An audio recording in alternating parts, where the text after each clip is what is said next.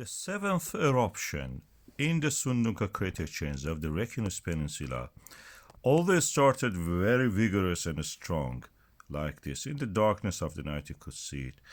And I've speeded up, of course, here the video around 8 times. You can see that it has, over time, greatly reduced in activity.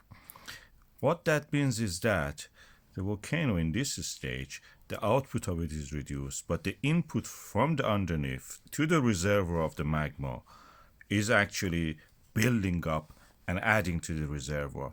We are seeing it in the GPS data. They measure the distance between the ground and the satellites directly by the speed of light. You can shine a laser or visible light. What that means is that the input is constant or slightly increased, output decreased, so the ground swells up. It inflates practically the ground.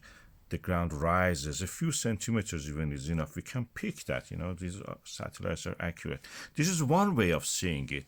Another way is directly measuring the distance to the ground through the radar.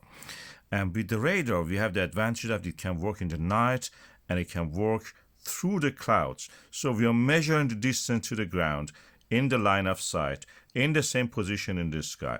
And then we can compare these images that we build up with the radar to build this such a colorful image. Of course, these are false colors, but it just shows the amount of the rise in the ground. And the latest image that we have shows that the ground at the Svartsengi volcanic system, which is slightly to the west of the Svartsengi geothermal power plant, is starting to swell up, coming up, and like a bladder, practically pushing up the ground, not just upward, but also sideways. That means the Grindavik, this is the Grindavik Rift Valley, this is the name I've given to it, is also shrinking slightly.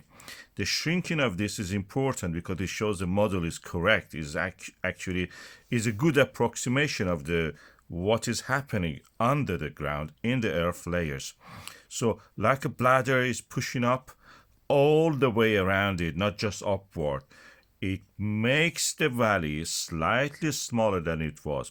Then when the next eruption happens, this contraction is reversed and the ground goes back the way it was, snaps back practically. This is what we can see in the data.